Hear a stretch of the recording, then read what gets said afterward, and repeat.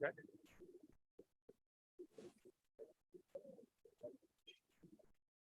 Ready to go. Okay.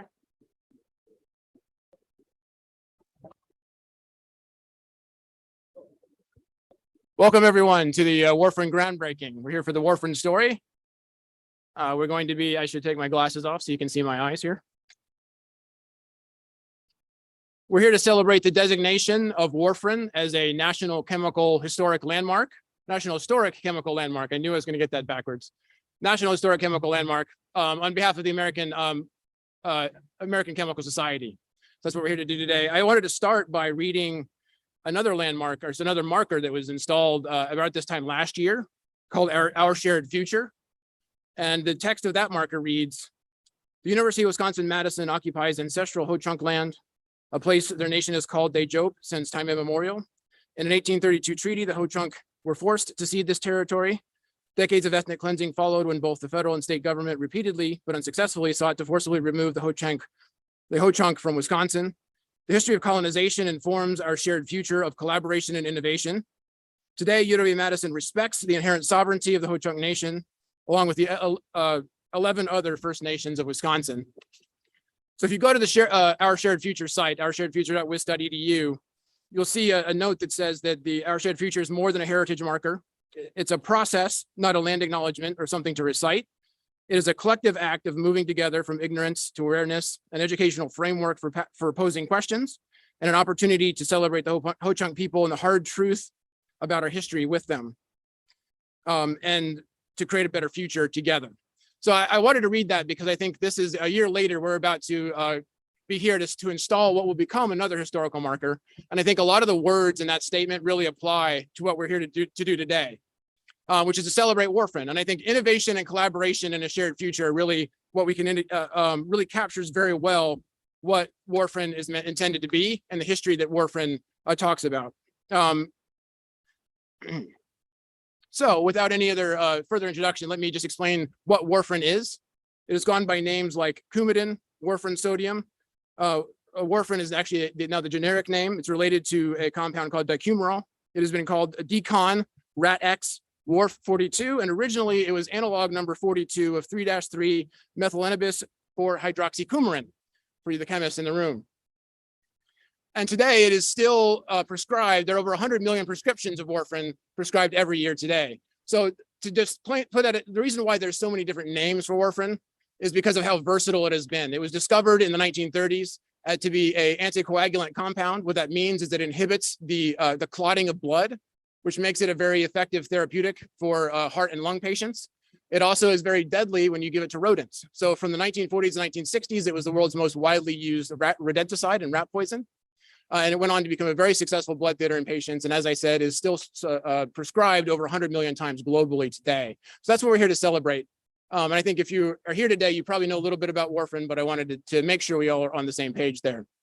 So I think that's what we're going to do today is we're going to have a two-step process here outside, and then we'll have one additional program inside. The first thing we're going to do is we're going to unveil a replica of what the landmark will look like here. And then we're going to do a groundbreaking for a courtyard. And the idea is to design a courtyard in this space, which will celebrate Warfarin, but also celebrate biochemistry. It will be a sustainable design space with native plants and intended to be accessible and inclusive and to be a place for education and learning for all of us to come together for that innovation and collaboration that Warfarin celebrates.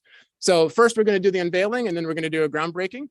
And so I think what I'll start by doing is now introduce our representative here from the American Chemical Society, which is Dr. Lisa Baldus, who is a member of their board of directors. And I'll bring her up here to give a few comments on behalf of ACS.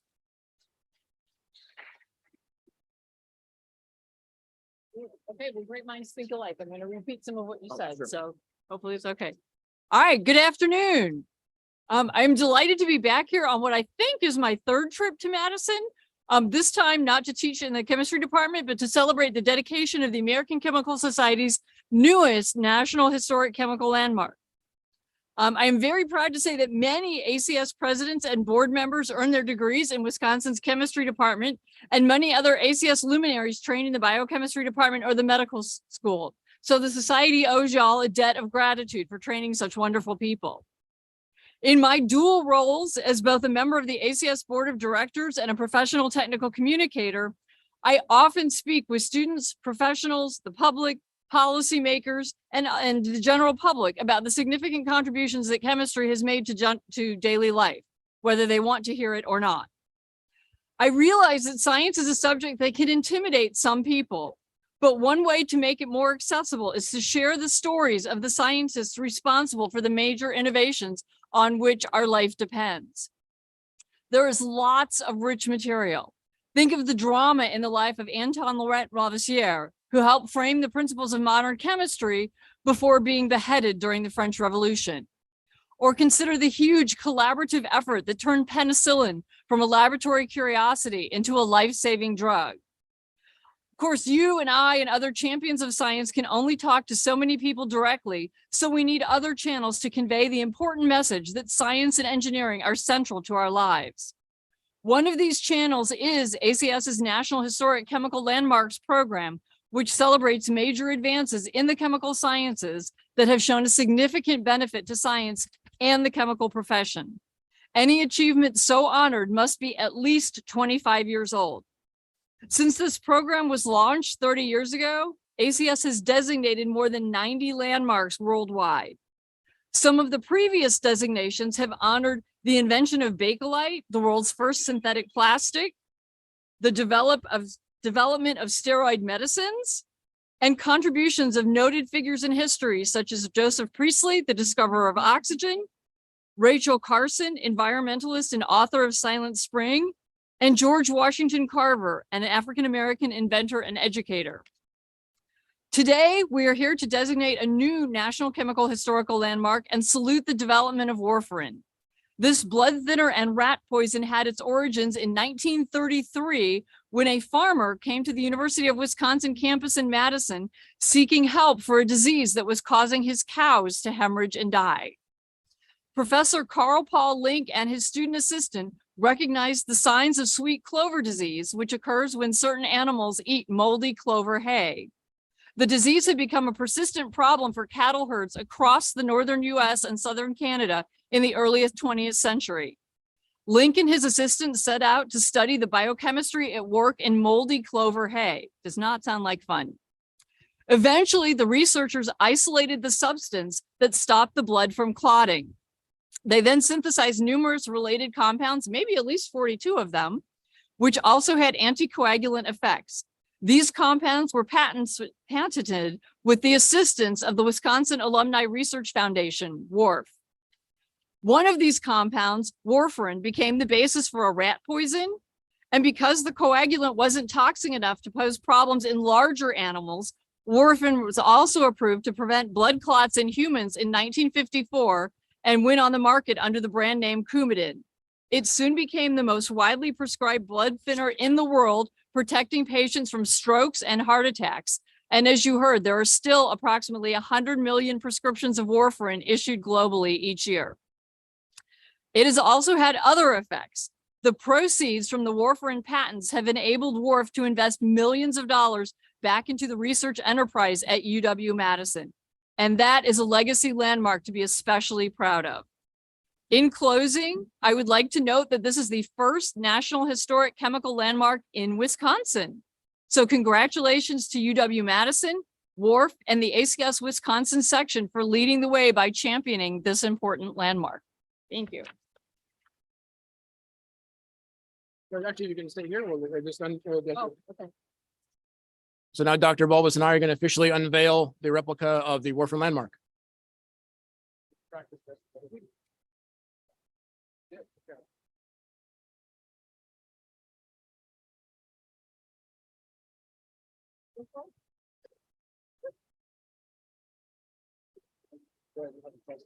Oh, yeah. Okay. So now we'll transition to the groundbreaking portion of the evening. I would also like to make sure that we're thanking, in addition to the American Chemical Society, to thank the Department of Biochemistry, which assisted us with the process, and the College of Agriculture and Life Sciences, as well as the Office of the Vice Chancellor of Research and Graduate Education. as well as the ACS Wisconsin section, which was very critical in helping us get this done. John Moore and Betty Moore helped me with the nomination that started to get the ball rolling here. And so I just wanted to make sure we thanked all of those. And then as we tradition the groundbreaking, I'd like to invite Dean Glenda Gillespie up to give us some comments. She's this is her first year as the Cal's Dean, the Dean of College of Agriculture and Life Sciences. And those who follow her on social media will know that she's a fan of our historical markers, and which we all appreciate. So Dean Gillespie. Yeah. Thank you. I also want to express thanks to the American Chemical Society for this honor of one of the most impressive scientists of UW-Madison Biochemistry. And I want to say informally, how cool is this that this is going to be a monument to a molecule? I don't know that I've ever been to a monument to a single molecule. So as the new dean, who's also a biochemist, it's an honor to be working every day amongst these historical buildings where very significant discoveries have been made. It's also really exciting to be part of training the next generation of scientists who we all hope will make groundbreaking contributions in their fields like Link did. The discovery of warfarin and its continued reach around the globe is the ultimate story of what drives our college, the College of Ag and Life Sciences. A member of the community, as you've heard, in this case, a farmer, approached a university scientist with a problem that he needed to have solved. And not only was Link able to diagnose that problem, but he turned it into a life-saving solution, as well as an extremely effective pest control. So this is what land-grant universities were created to do, and it's what the truly great ones do every day. So I'm proud to say that we are still seeking solutions to lots of real-world problems that will improve lives. So for those of you who have a chance to speak with our students and faculty, either today or if you're at campus sometime in the future, please keep in mind that each of them could be the next Karl Links. Thank you very much.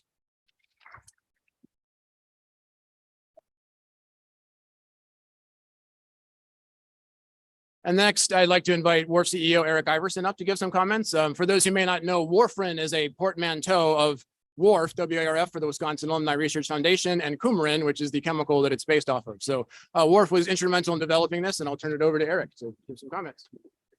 Thank you very much. And thank you for inviting me to say a few words. And thank you also to the American Chemical Society very much.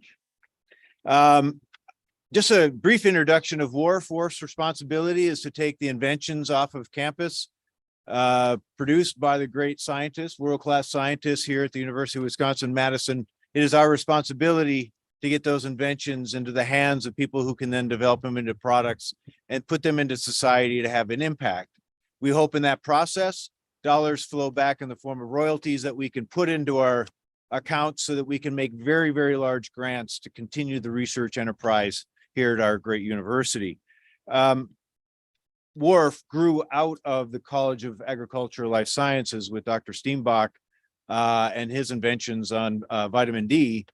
And we continue to enjoy just the strongest of relationships, of course, with Dr. DeLuca.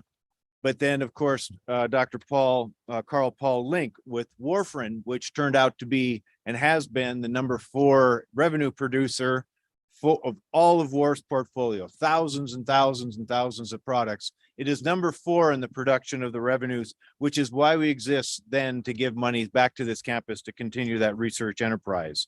So in consideration of the millions and millions of people who have been saved and the patients who've had better lives because of this product, it has also produced an enormous amount of revenue to keep this great engine of research going. So thank you so very, very much.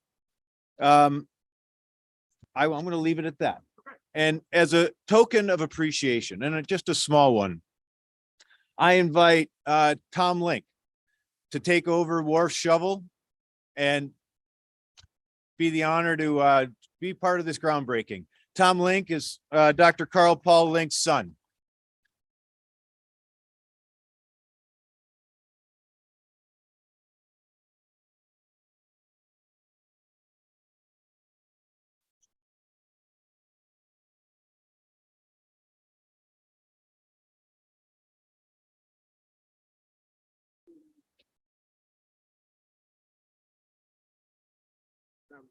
We're very glad that Tom could be here to join us today, and thank you for joining us. And then for our last shovel, Dr. Brian Fox, the chair of the Department of Biochemistry, will be holding the shovel on behalf of the Biochemistry Department.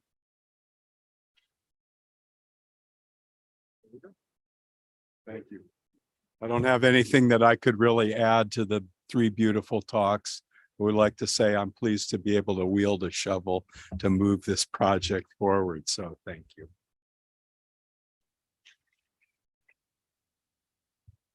So without any further ado, we'll commence with the groundbreaking and ask you, the four of you, to come up here and with mine, hopefully there's a space here. What do we do? Where are we going to throw the dirt?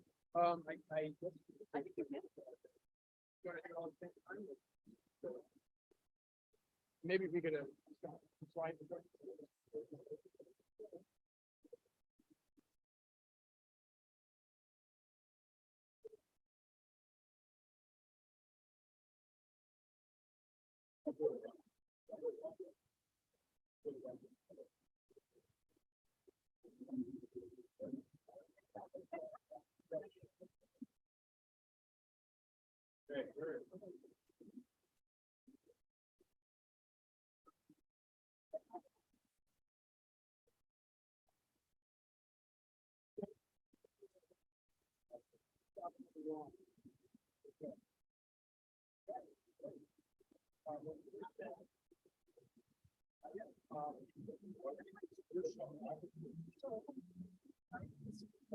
Okay, yeah.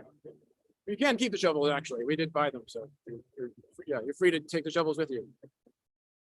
So that concludes the outside portion of the program. I'd like to invite you inside to just right up the stairs here in the auditorium, right inside the building next to the elevators. And we'll have a program on the Warfarin story featuring author Doug Moe, who's just completed a biography of Karl Paul Link, to tell the story and some of the more juicy details about some of the overview we've just given you today. So please join us inside and we'll see you in there. Thank you. Oh, crazy. Close by. Well, it was probably.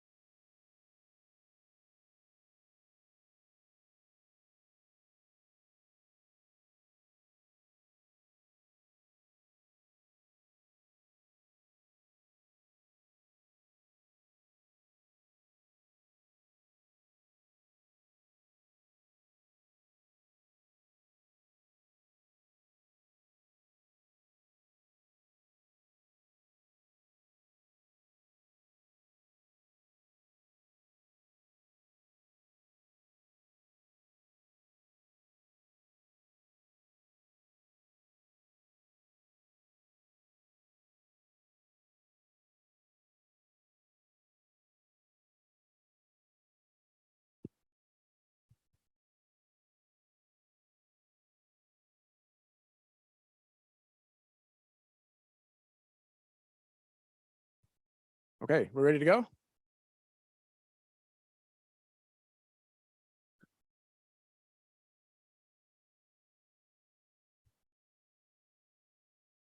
Okay, well, we're ready to start the Warfarin story, and I'm going to introduce Doug Moe to do the main presentation today. So Doug Moe is an award-winning author of numerous critically acclaimed nonfiction books, as well as thousands of newspaper columns and magazine articles.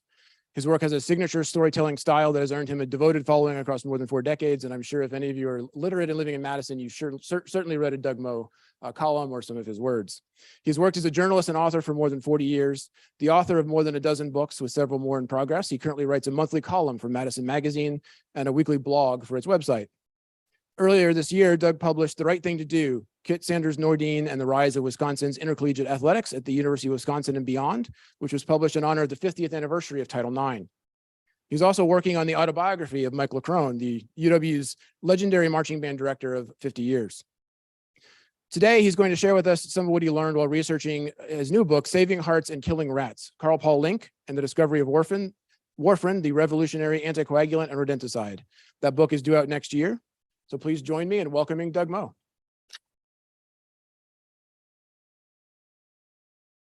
Thanks, Kevin. Thanks, Kevin. Thanks, everybody. It's a foreign country for an English major. Kind of daunting, but I appreciate the opportunity. You know, I think I first wrote about Warfarin in a newspaper column about 2 decades ago. It was March 2003, and a book called Stalin's Last Crime had just been published, co-authored by a Yale professor named Joseph Brent. I interviewed Brent by phone at the time. While researching the book, he had unearthed the official medical account of Joseph Stalin's 1953 death. It was given to the Communist Party Central Committee. A cerebral hemorrhage was the widely circulated cause of death, but the documents revealed there had also been severe stomach bleeding. Stalin's generals were known to fear he was becoming increasingly unhinged. When Professor Brent showed Stalin's medical records to 2 doctors at Yale, they both said the same thing. The cause of death was either cerebral hemorrhage or warfarin poisoning. Today, there's no definitive conclusion on why Stalin died or how, but most of the most informed opinion thinks that his generals probably didn't poison him.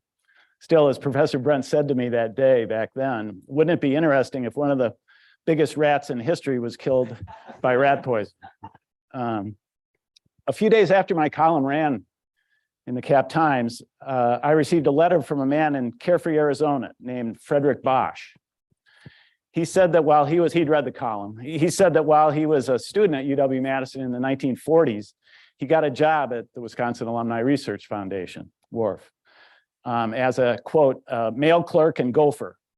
One of my jobs, Mr. Bosch wrote, was to buy a case of Budweiser in cans and put it in the refrigerator in the biochem lab for Dr. Karl Paul Link every Friday afternoon. While I was helping him, he invented Warfarin. Many years later, in 1997, I developed a blood clot in my leg. The Coumadin, the trade name for Warfarin, they gave me, dissolved the clot before it reached my lung. I helped Dr. Link, and he saved my life. I mentioned the column and the letter in part because they established Warfarin's 2 groundbreaking applications, which we heard about outside, as a human anticoagulant and a rodenticide. And while Karl Paul Link may not have invented Warfarin, as Mr. Bosch suggested, any discussion of it should start with Link because it was in Link's lab at UW-Madison that Warfarin and its prequels were discovered. Karl grew up in LaPorte, Indiana, son of a Lutheran minister who died when Karl was 12 years old. Karl had numerous siblings, and the family had limited means. Still, the house had a piano. It was filled with books. Karl's sister, Margaret, recalled later, quote, "A deep appreciation of literature, poetry, and music became part of us."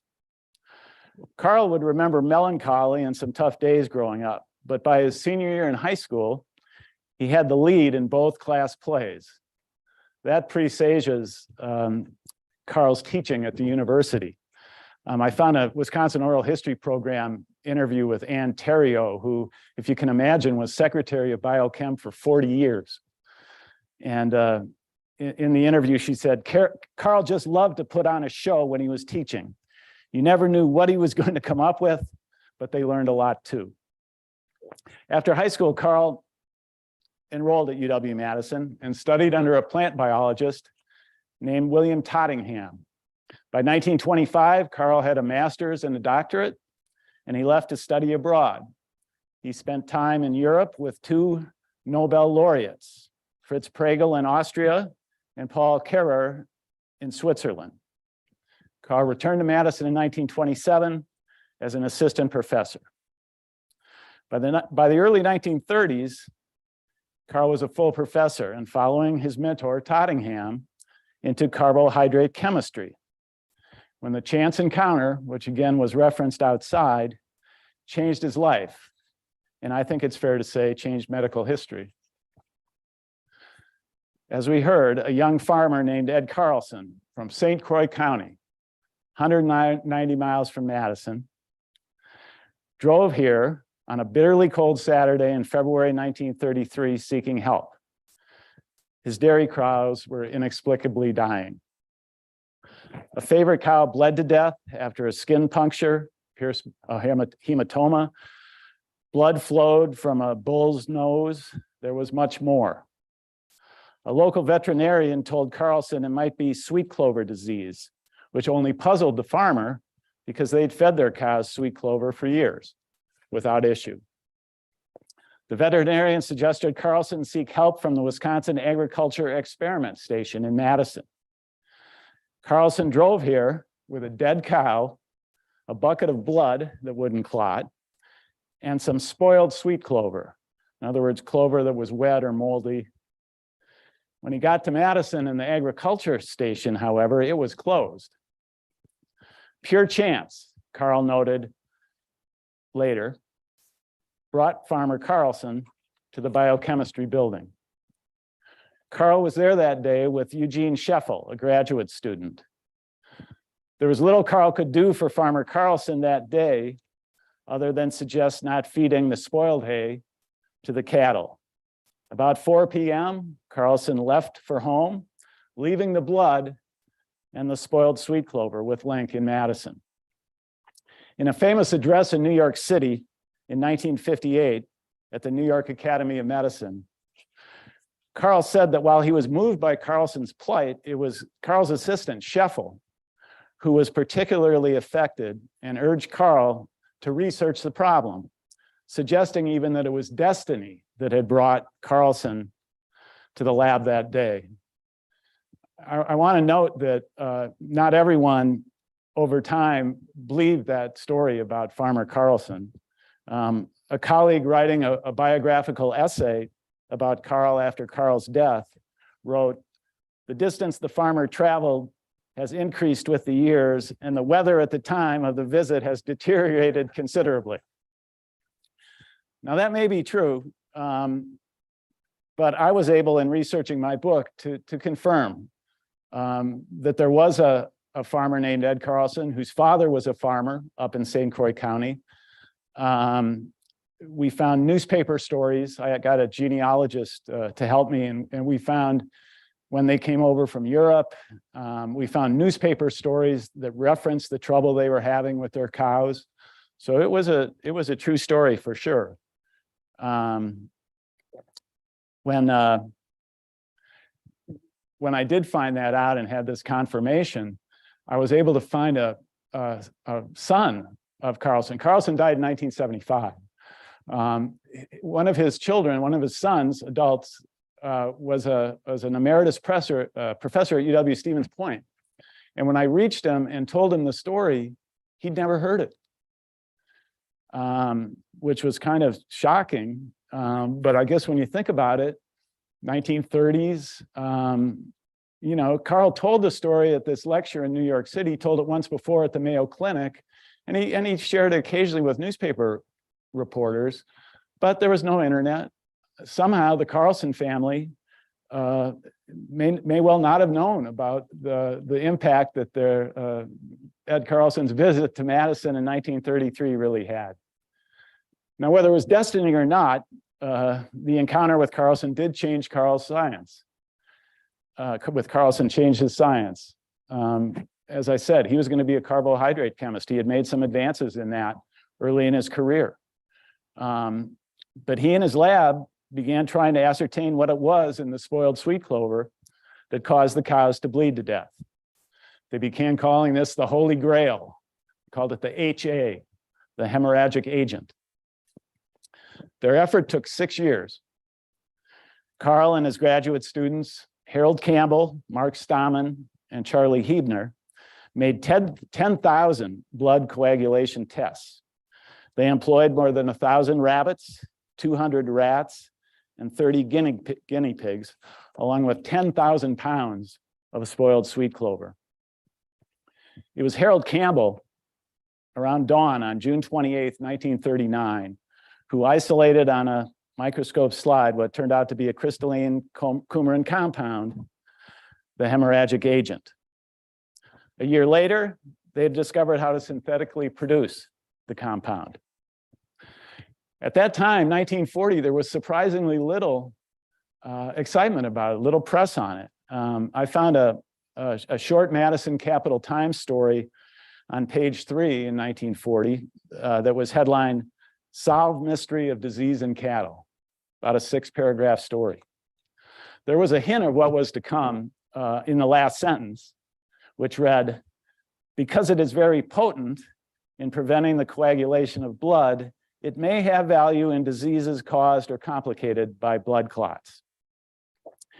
In a decades later interview for the Men in Molecules radio program produced by the American Chemical Society, Karl was asked if they'd considered a human application. "Not when we started the project," he said, "but beginning about 1938 or 39, it dawned on us that this substance that killed cattle might find a use to prevent clots in human medicine." By 1941, there were clinical trials. In that October, a patent application was filed by Warf on behalf of Link, Stammen, Campbell, and Hebner for the compound now known as dicumarol, quote, "an anticoagulant which is suitable for administration to man." In his 1958 New York City lecture, Karl noted that Karl noted, and I quote here, "The appearance of any new drug creates an interesting cycle of events, including enthusiasm and skepticism." Karl was frustrated that the critics and skeptics failed to realize that vitamin K could counteract adverse effects of dicumarol. But in any case, he said in his New York talk, it was concluded that, quote, "a better anticoagulant of the dicumarol type was desired." If that was the goal, hope resided in the fact that Karl's lab, as again was noted outside, did not stop after it successfully synthesized dicumarol. Hardly. Inside of 2 years, more than 100 related coumarins were synthesized, although without biochemical appraisal. Work continued on them through the first half of the 1940s. And in 1945, Warf filed a patent that began with this sentence: "Our invention relates to certain new coumarins which have anticoagulant properties and to the process of making them." The inventors on this patent were Karl Paul Link, Mark Stammen, and Miyoshi Ikawa, a younger student of Karl's. The patent was applied for in 1945, was granted in 1947. The idea of using one of the coumarin compounds as a rat poison had been around since the early days of dicumarol. Though Karl thought, and others, that the rat's natural diet contained a great amount of vitamin K, which counters the hemorrhaging effect. But then in 1948, a scientist wrote a paper out of England that made the case for dicumarol as a rodenticide. It spurred Karl and his team to consider if they might have a better one than dicumarol among the many coumarin compounds they had synthesized and patented. They did. And again, and yes, that was compound number 42.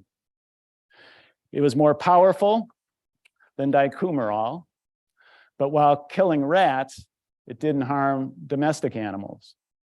It was Karl, as noted, who provided compound 42's name, warfarin, warf, and coumarin.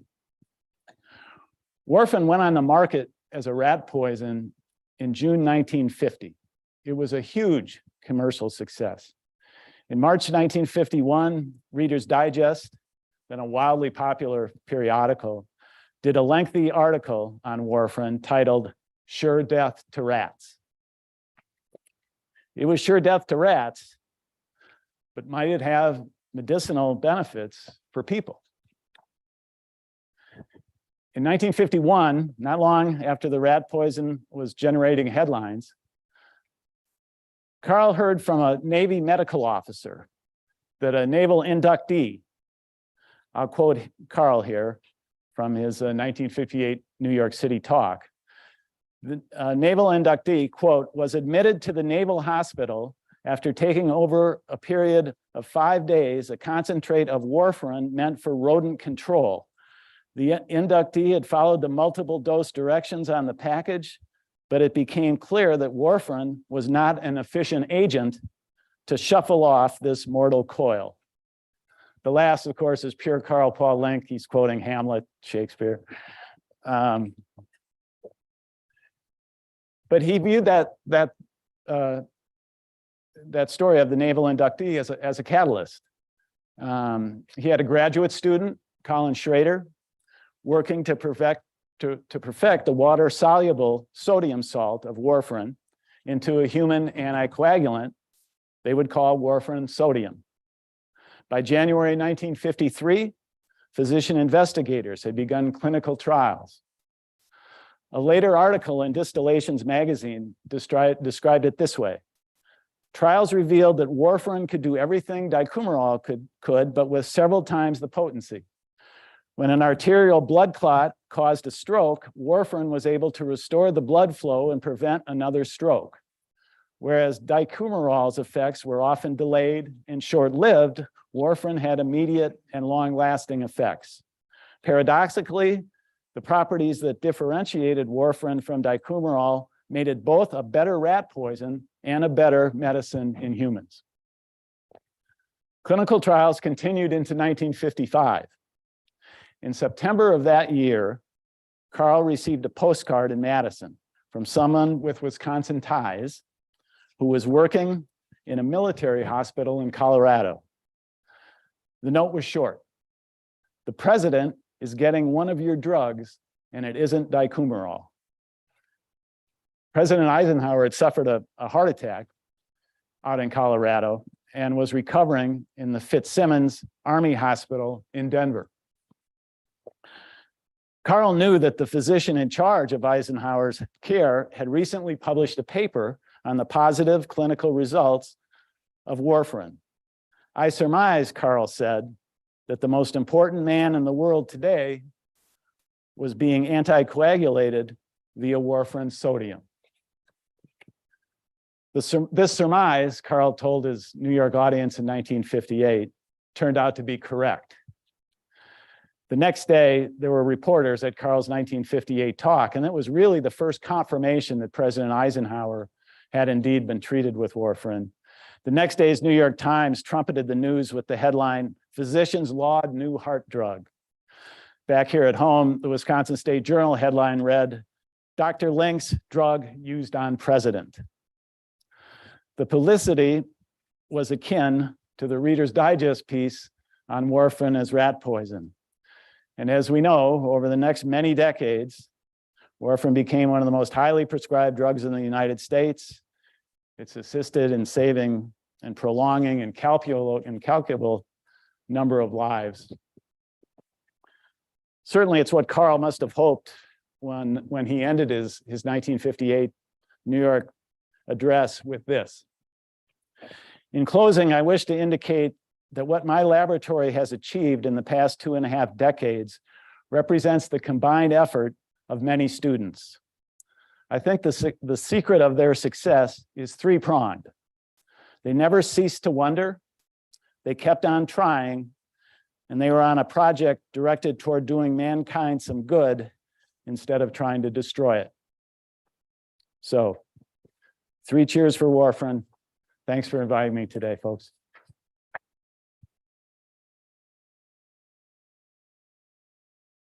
Now we take questions, or how do you want to? Yes, we have a microphone here. We can take some questions, and then we do have a couple of chairs here if you want to sit, or do you prefer to stand? Up to you, Kevin. What do you want to? Yeah, if we sat down, would that be okay? I'm just making sure. Kevin's going to know more of the answers than I am. Is it on?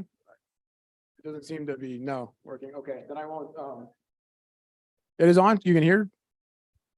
Oh, okay. It's not oh, okay. That works. So if anybody has any questions, I can come bring the mic to you. And we'll just but I guess Doug, to get started, I'll ask you a couple of questions. Yeah. First of all, yeah, the Warfarin story has been told a lot. And I've told it a couple of times, and I usually get some kind of an email like, my dad was a farmer in Middleton. I bet he was a farmer. And so I think the exciting thing about your work is you've confirmed that it was Ed Carlson. Yeah. Yeah, no question. As I said a moment ago, a lot of the details that Karl related, he dropped in details every once in a while as he retold the story. And one was that Ed Carlson was just 21 years old when he came, but his dad had farmed that land. And Karl made the point that Ed's dad was a farmer as well. So yeah, all the pieces lined up. And he used to say he was from, in his New York speech, he said Carlson was from the vicinity of Deer Park. And in fact, they lived first at a place called Glenwood City, and then moved between Glenwood City and Deer Park, where their farm was. So yeah, no question. It was. You said you had a genealogist help you, so even when. Yeah, absolutely. She's helped me great. Dee Grimsrud from the Historical Society helped me with all my books. And so you also mentioned that, you and I are both humanists who ended up writing about science. And you started 20 years ago with the Stalin story, but can you tell us a little bit more about just how you came to write this book? Sure. When I was still at the Capital Times writing newspaper columns, one day the front desk rang me and said there was a gentleman here to see me. And I went down, and it was Tom Link, who helped with the groundbreaking, was Karl's son. And Tom, I think I might have written a column at that time. They were trying to get Campus Drive here in Madison renamed for Karl. That effort has happened a couple of different times. And I wrote a column in support of it. And as usually happened when I supported something in the newspaper, it didn't happen. But Tom liked the column, and he came out and he back then, this is years ago, suggested maybe there would be a book in his dad. And after I was invited to leave the newspaper in 2015, I reached back and we agreed that there could be a really good book there. So it's been about eight years in the making then. Yeah, probably 6 or 7. Yeah. It had, one thing that happened was with the COVID. Link has a wonderful archive at Steenbach, which is kind of ironic because they didn't get along at Steenbach Library. But that was closed to me for 18 months. And Professor Dave Nelson from Biochem did a heroic job of organizing that, and has been a great help to me throughout this process as well. So props to him. But yeah, 6, 7 years. Right. Yeah. Were there other places that you looked around? What were your sources? Libraries. Yeah, there was that oral history program that I mentioned. I probably tapped a dozen interviews from there. If folks aren't familiar with it, it's a wonderful resource. And it's pretty well indexed. In other words, I could go to some of Karl's assistants who I mentioned, Harold Campbell, for instance, gave a really good interview. And it gave it not just the science part of it, it gave a real flavor of Link the man. When they were talking, because they all, he could be irascible, but most had great affection for him as well. Campbell said when he arrived in Madison, He had been touted by a professor down in Illinois, I believe. And he introduced himself to Karl and said, you know, I'm Harold Campbell. And Karl said, well, we have 2 or 3 Harolds here already. I'm sorry. We'll call you Campy. And they did. That was it. So yeah, I think that's for the audience's sake to get into some of the personality conflicts and some of the positive personality. I think Link is always it's a source of endless stories just for his colorful kind of nature. So there's lots of we can talk about, but I wonder if you can maybe go through some of the conflicts and kind of what you found out about those. Yeah, I mean, the most, I think there were three major ones in Karl's life that I discovered, all pretty much science related, I think. First one was was over in Scotland as a student. His sponsor over there, I think his name is James Levine. I wish I had my manuscript, but a well-known scientist. And Karl got a position with him when he first went over in that trip I referenced to Europe. And it all went well for a time, but something really bad happened, and we're never quite able to isolate it other than the letters and the correspondence that I saw. Karl took issue with something that Professor Levine had done in his lab. And this guy is a highly touted scientist. And Levine tried to get Karl basically dismissed from the University of Wisconsin. I mean, it was serious, but Karl did not back down. He stood his ground and then went on to the continent and met those 2 Nobel winners. Kara didn't win the Nobel until after Karl was there, but Pregel had, and those were really important visits for him. Other conflicts, he and Steenbach had a real, I think it was personality probably in that one as much as anything. There was a little science component. Something gets a little complicated with vitamin K, but and then another really unfortunate one with one of his graduate students, Mark Stahman, who's on the Warfarin patent with him. They had a falling out. I get into it in the book. You know, it was complicated, and again, we can't be quite sure of all the details this far after the fact. But you know, for everyone who had anybody who had a bad word to say about Karl, I got to say I would find 10 to 20, especially students who liked him. And he was, you know, he stood up for unpopular causes. He represented student groups that were unpopular in their time. In the 50s, McCarthy, you know, he was pretty steadfast in that. Tom Link told a story of coming home when he was, I think, 16 or 17 years old, and his dad poured him a shot of whiskey, and Tom said, "What's going on?" And Karl said, Joseph McCarthy died today. So yeah, McCarthy died. So. Having read your manuscript, I think what it comes across is that if there was a character flaw, it was being a little too intolerant of those who didn't appreciate the injustice and didn't understand that balance. And it seems like that he's in some ways it's the overreactions that get him in trouble, not so much the principles involved. Is that Yeah, fair enough. So yeah, let's see. So then well, any other questions here where we can pause and give people a chance to yeah. Did he abandon his carbohydrate research program and turn everything? Did he completely devote himself to Coumadin and Warfarin and all that? I'll repeat the question. The question is, did he abandon his carbohydrate research when the Warfarin change happened? My understanding is that he pretty well did. Dave Nelson?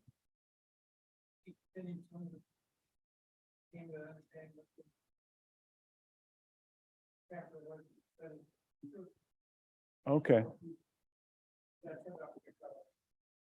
All right. So not completely, but it really did change his scientific, it changed his life, you know. When you mentioned Pregel, who so by the way, that in case that didn't picked up by the microphones, that he did do some anti-scorbutic research, which is vitamin C, and he did continue some other projects. So it wasn't entirely, but yeah, mostly Warfarin was the focus there. We got very close to being the discoverer of vitamin C. Yes. And that's, Wisconsin is famous for being the home of the discovery of vitamins. We have a lot of A and B and as well there. So he almost added a third one to our mix there. Well, you mentioned it. One thing that was fascinating about me, you mentioned Pregel, that he brought back a piece of equipment from Germany. Yeah, again, my English major is coming out here. Dave, what was that? A combustion train? Okay, it was it allowed to, Yes. But it seems like it's exactly the type of work that ended up leading. but it was one of the first in the United States, right? I mean, I think. But Karl brought it from Europe, and yeah, and he did. I remember some of the grad students who I found their interviews in the oral history program.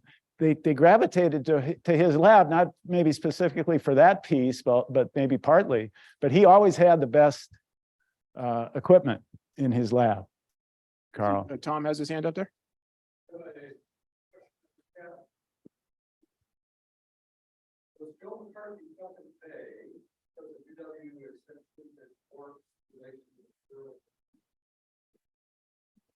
Well, you have anything to say about that, Doug?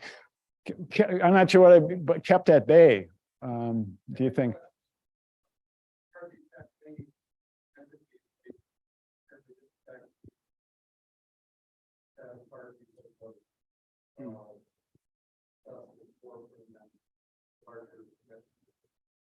I'm not sure. That's an interesting thesis. I think we'd have to look into it and to research it more.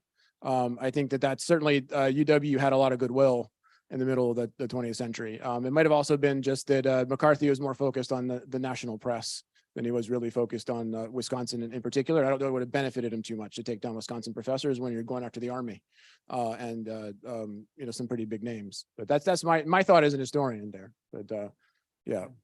So Doug, to circle back to this, are there things about writing a book about a scientist that you found either very much alike writing about Michael O'Crone and athletic directors and Tommy Thompson or others? I think, well, it's interesting, working with Leckrone now, who, by the way, is doing if you folks know Mike, he's 50 years as a marching band director. Tonight is his opening of a 5-night run cabaret show. He's doing it Overture, age 86, singing, telling band stories. But I don't play an instrument either. Boy, I'm not very well rounded, but that's a double-edged sword, I guess, because same with the science, because when I'm writing it, I'm not writing, frankly, for an audience like this so much as I'm writing, I want the science to be accurate, has to be, but I want people to be able to read it who aren't scientists. So I think in part my own lack of deep knowledge is helpful in that regard. All right, let's not underestimate the ability to write about all those different type of people being well-rounded in itself. So we'll give you credit for that here. I give you another question back there. Sure. Yeah.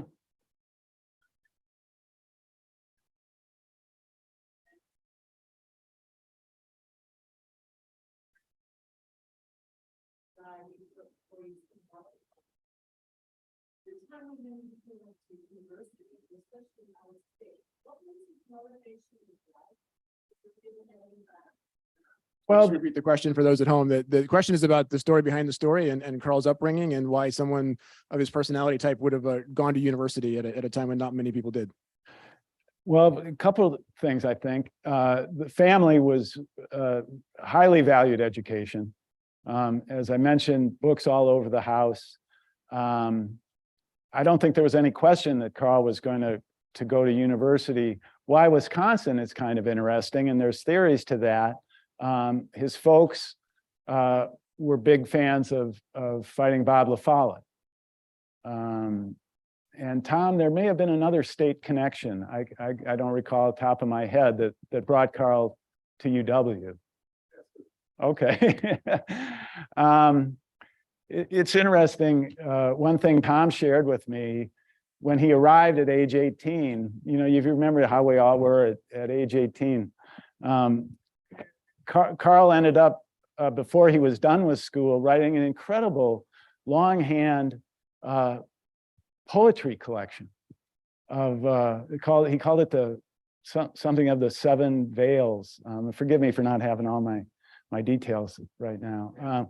Dances of the Seven Veils, or yeah, and it's beautiful. And the script that he hand wrote it, drawings, just an interesting, and that it also was this incredible scientist, you know, a unique individual. One other anecdote, which I'm pulling from Doug's book, is that when he arrived, he had the option. So the way that UW-Madison is organized, we have the Letters and Sciences College, and then we have the Agricultural and Life Sciences College, and that's kind of the equivalent of like having Michigan and Michigan State on the same campus. And it led to then you had options. So you could go to the Department of Chemistry and Letters and Sciences, or you could go to Agricultural Chemistry and CALS. And one of the anecdotes Doug explains is that the course in CALS was $50 cheaper per semester, and that's why KPL. That's right. Won. So and there's lots of class differences there. It really is a fascinating story. So, but he's part of a large family, right? When growing up. Yeah, 10 siblings, I think, and one who died at like 6 weeks, or, you know, real young, but they all ended up being quite accomplished. One brother was a geologist. Again, you know, I've got all these other books in my head, so forgive me for not, you know, and this one isn't published yet, so I haven't been doing publicity for it. So some of my details are a little fuzzy, but yeah, all the brothers and sisters did well. Stayed close. Yeah. And his father passed away while he was young. He was 12 years old. And that, as it would, hit him hard. Yeah, there's a section in the book about that. And you can imagine with a mother raising teenagers, 10 of them, most of which are teenagers. That's one of the reasons why a cheaper course made a lot of sense for him. They're all in the same house in Indiana there. Yeah. Hey, Jim. Was his lab well funded, and what was the source of the funding? What was your source of funding? The question is, was his lab well funded, and what were the sources? Interesting you asked that, Jim, because when he became a full professor in 27, 28, something 29 or 30, they got funding from the Brittingham Foundation, and it was controversial.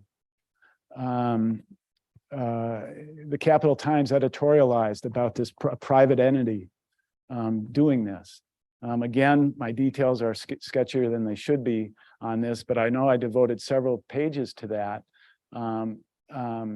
Slichter, C.S. Slichter had his eye on Karl and promoted him, and that was part of the Brittingham funds coming his way. You know, I think as time went on and they began having these successes, funding was not an issue, although I found all kinds of things in his archive where Karl would have a letter, and then you'd see a handwritten scrawl on it. Those cheap. That's it. I won't say who he's referring to. And then you had some, and that's some of the larger story around that. So, by the way, I'm Kevin Walters. I'm an historian for WARF. I don't think I actually mentioned my name. I just kind of realized that, but I can fill in some things. I think between Doug and I, we can kind of tell some of the story. But so William Evue, who is the founder and editor of the Capital Times and was very progressive, was the phrase tainted money was around a lot in the 20s and 30s. And the idea was that a public university should be funded only by the state and should not be funded by anybody else. And that's a very progressive tradition. And so that was, WARF was also the target of Evue's concerns, because WARF, being a nonprofit organization, was not subject to public records requests. And so this is more of a Steenbach story than a Link story, but he actually got a hold of Steenbach's tax records to try to reverse engineer how much money WARF had given him. And so when Link was getting money from the Brittingham Trust, there was actually a resolution passed the same year that WARF was founded, 1925, called the Grady Resolution, which basically forbid the university from accepting money from private sources. And this was a pretty big deal because they had just gotten a pretty large Rockefeller grant. And that grant had to be turned away because it was too big and it was private. And so part of the reason why WARF was created as a separate entity rather than a university body was that they just were going to go off and do this without the university basically didn't want to have to deal with all of this private money question. And so the Brittingham Trust fund factored into that, which this was a wealthy family. Brittingham Sr. was a lumber baron effectively.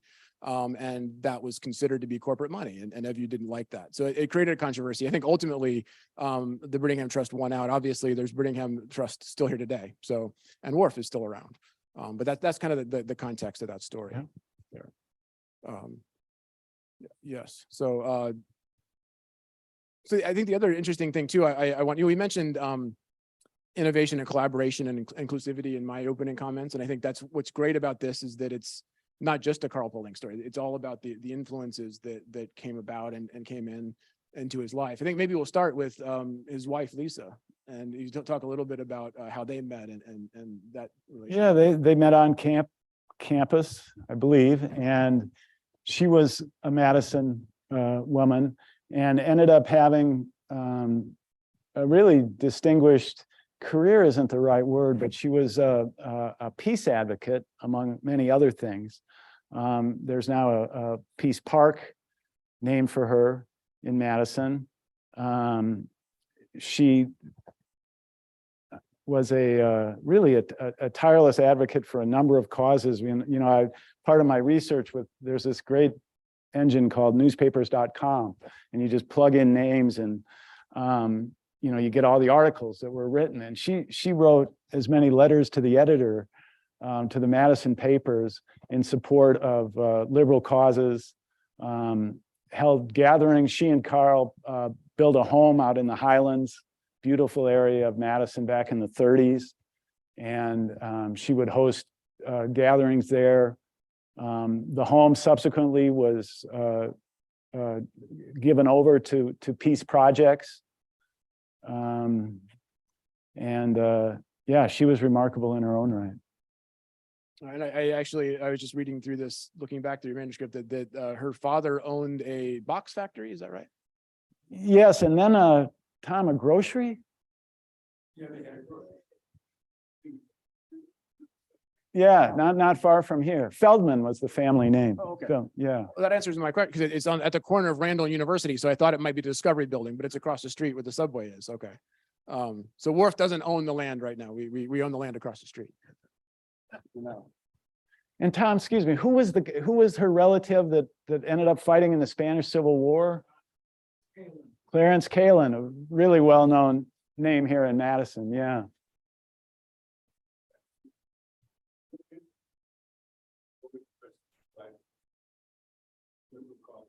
Yeah. Yeah. Alan Ruff told me that at the University of Wisconsin, there were certain political organizations which required faculty response. Yes. Karl volunteered to be a faculty sponsor in the day for him. He was a labor UT that had none of the other ones. And there were two of them. And University of Wisconsin is the only campus in the United States that allowed such organizations to form legitimately. Right. And they couldn't be recognized without a faculty advisor. So, right. Yeah. So Yeah. for those who may have missed it, Karl Paul Link was a sponsor of student organizations as a faculty member and radical student organizations. And Wisconsin allowed them to be formed. And I think support like a professor like him was one of the reasons why that was the case. And so, I mean, Doug, you wrote about this a bit, that sort of your assessment of, it wasn't necessarily that he was a communist or that he was a radical. It was as much that he really believed in those who were marginalized. Yeah, I think that's true. And one of the biographical essays that was written after Karl died, it was largely an admiring essay. But at the end of it, the writer questioned whether Karl really was devoted to these causes. And my research showed that there was no question. And he didn't do it for publicity, although he didn't mind publicity. He had, I mentioned these feuds that he had, but he had some minor ones too, with like the university parking. And then they also had they were going to make you get a photo ID back in the 60s, universities for the first time. And he led the charge to say, "You're not taking my picture." Roosevelt Democrat. Great. Yeah. And Tom Zinn.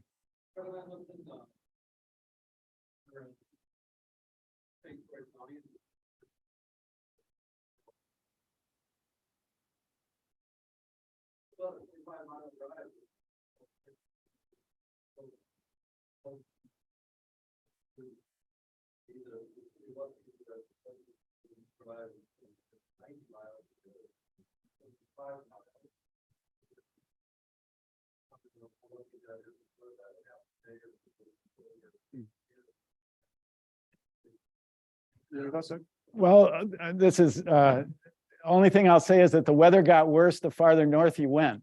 Because I did research, you remember Karl, when he told the story, talked about that there was a blizzard and when I went back and looked at the old papers, I found it was a February Saturday in 33, and I found one like February 4th. And they had had a blizzard up north, but down south, it would have just been bitterly cold. So I don't know. I mean, that's a guess. But the weather conditions were less onerous if he came south. And I wouldn't want to pick any fights with our Golden Gopher friends, but the agricultural experiment station in Wisconsin was world renowned and very strong at that era. I also, my understanding is that he was actually looking for the state veterinarian. And so I don't know how jurisdictions for veterinarians work, but there might have been something there that he's in the state of Wisconsin, and so the veterinarian. Right, and the really lucky part of it is that agriculture station was closed, and he ends up, we don't know how precisely, Karl said by pure chance, he ends up at the biochem building, and Link's there. It's a Saturday. And also Scheffel, his grad assistant. You know, I referenced that New York City lecture that Karl gave in 1958. If you get a chance, I think it's online.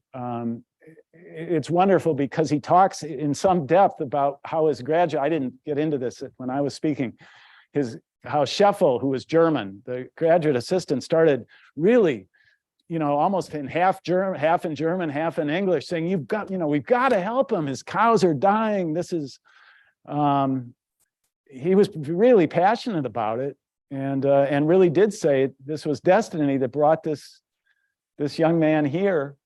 Couple things. When they found the hemorrhagic agent, Scheffel was working in Chicago. Karl called him that day. Fast forward 35 years, almost, to the mid-60s, and Karl sends, I found this in the archive, the letter. Karl sent, Scheffel was working up in the Fox River Valley. Karl sends him $1,000. And the note is just, thank you again for all your help. You know, your friend, Karl. That was cool.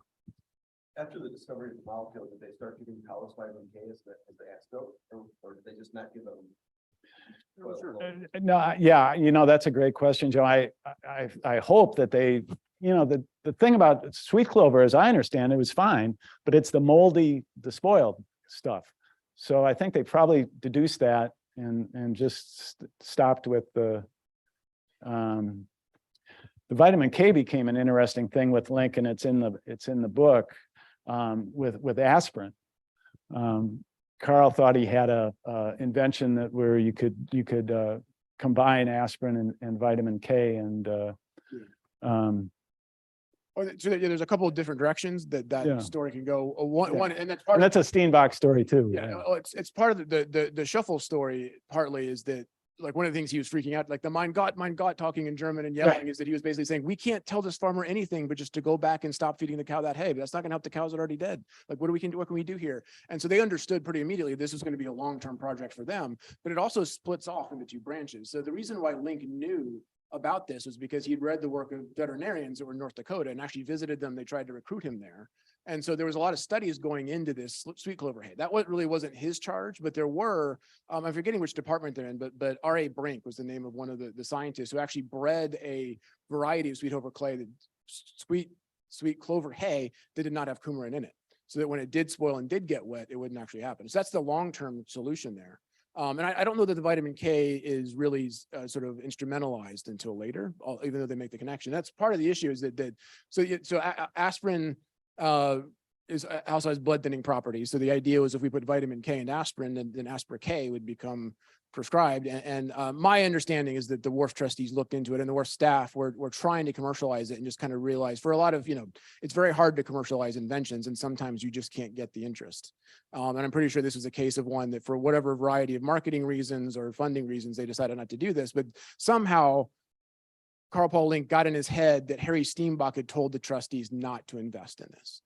It's not entirely without merit, because it is true that Steenbach was very influential. The trustees had worked with him for 20, 30 years by that point. And so it's not, I don't want to say that Link was entirely, and most of the case here too, when you look at when Karl Paul Link got very angry about something, and you look to the root of it, he usually had a good reason for it. He just may not have handled it the way that maybe the rest of us would have. And so there's no doubt that it's very unlikely that Steenbach sort of put the kibosh literally, but he may have advised and basically said, I don't think the science is as cool as Karl thinks it is, right? Something along those lines. But the great story is that if you work at the Wharf minutes, that you see that Harry Steenbach and Karl Paul Link were at the same meeting, and that's all the minutes say.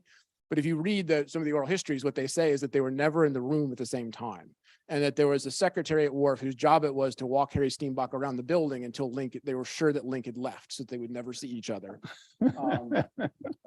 And Link's, I read an oral history of Steenbach. So Steenbach is my primary research. That's why we're kind of tag teaming here. But in an oral history that Karl Paul Link gave about Steenbach, he said that, well, I'm a Southern German from Bavaria. My blood is warmer. The Steenbachs are from Northern German. They're much tighter. And he said Steenbach walked down the hall with his head screwed on so straight, you're afraid it was going to fall off. So yeah, there were different personalities. It must have been fun to be in the biochemistry department at that. Yeah. So the other thing we haven't really touched on, and we still got some time left, is the tuberculosis part of the story, and just the different ways that influenced the history of warfarin. Yeah, well, Karl first contracted tuberculosis. If he didn't as a little kid, there's some thought of that, but on that trip to Europe. And it definitely impacted him throughout his life. He had a couple of different hospitalizations. It was actually during one of them in 1945-46, where he said that's where he started, bored in the sanitarium, looking at the potential rodenticide, the potential of it, for one of their compounds. So he also wrote Karl Paul Link, being Karl, in that same stay, he wrote a scathing 7,500 word essay about what they were doing wrong at the sanitarium, which got front page of the Wisconsin State Journal. He called it the view from room 256 or whatever it was. But again, he wasn't wrong. I thought he had a lot of salient points there. But yeah, it was during one of those stays that he actually, I think, started thinking seriously about rat poison. And then you also saw some of the letters that he wrote, and so can you talk about some of the unique idiosyncrasies of his letter writing style? Well, maybe one of the most interesting things is that a couple things. He would put what time and day he was writing, and a lot of times it was like 2 in the morning, 4:30 in the morning. He had I don't know if it was diagnosed or not, but I think it's fair to say probably a seasonal disorder where, when the weather got bad, he didn't do as well. So that was interesting. The other thing was once the warfarin as rat poison took off, he began calling himself the Rator, R-A-T-T-O-R.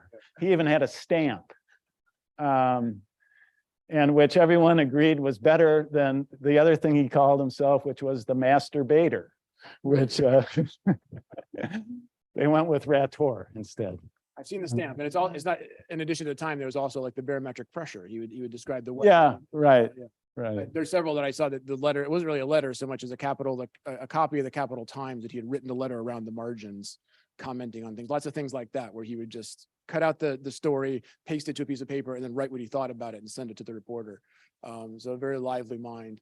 And a lot of, there's also a story of, so Donald Slichter, who was the chair of the Wharf Board, president, as they called it, and the Slichter Cottage, which used to be, it's still there around Lake Mendota. But there's it wasn't unusual for neighbors of the Slichter Cottage to see Karl Paul Link himself out there hunting rats, and not like giving them warfarin, like shooting them with rifles and trying to trap them and things. And so there's exchanges with him and Donald Slichter about that. And Slichter took it, loved it. They were good friends. He was drinking buddies with Ward Ross, who was the old director of Wharf, their CEO. So lots of fun in those stories there. So we're getting down close to the end of time, I guess. But I don't know, we could talk another 10 minutes, I suppose, if we really wanted to. Oh, I think we're good. Yeah. Oh, you had a question.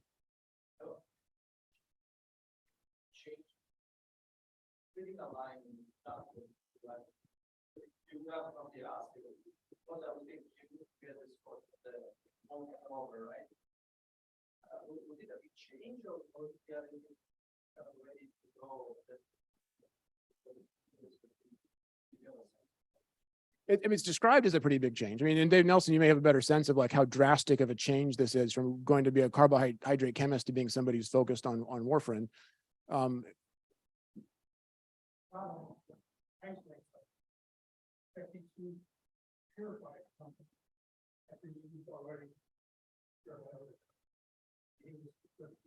Okay.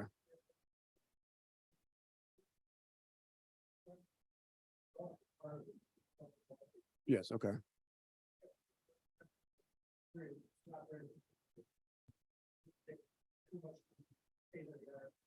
Yeah. When I was thinking, so the Pragal machine that he brought back, it really, like, when you described it in your manuscript, it describes basically isolating chemicals and the processes of synthesizing it. So I think in a lot of ways, that to me, sort of my historian brain is thinking about the institutional and structural forces that allowed him to get to this discovery before others did. And I think the fact that he had been in Germany and had access to this machine and had been exposed to the right people put him in a position to then apply his intellectual effort to determining this and then reorienting it. But yeah, I think part of it is that, yeah, a laboratory today probably would have a much harder time reorienting so quickly. But in the 1930s, it was less difficult. That's also the time when the biochemistry department and the College of Agriculture is growing. So his laboratory could grow with a college at about the same time as well. So it's in the building right over there, by the way, that's next door to us where this all took place. I geek out on that stuff, knowing where it actually took place there. Yeah. Any other stories that I'm missing, Doug? Do you want to make sure you're? No, I think we're good. I will also say too, a former director of Wharf, different Karl Branson. I know I have it on good authority that at one point he did tell the Wharf trustees, try to sell them on a proposal he had in mind by saying, this is going to be the biggest thing we did since we killed Stalin. So I don't know if it's probably too good to be true, but it's too good of a story. Right, exactly. Okay. All right, so I think we can close up there. Yeah, very good. It's fun.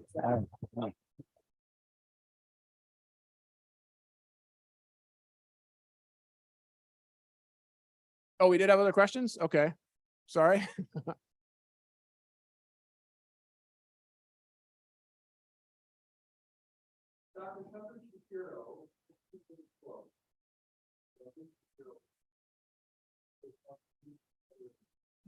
Right, he's mentioned several times, and in at least one occasion, I think he was one of the clinicians early on who helped move the ball along on warfarin.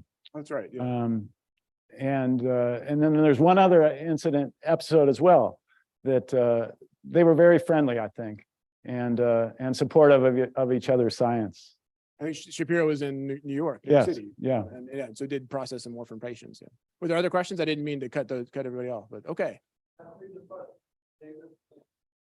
Oh, great. Oh, yes. Okay. Yeah, Dave Link. Another family member. We have a couple of audiences. It's your brother, so yes, great. Okay, well now I don't know if I need to make you applaud again, but I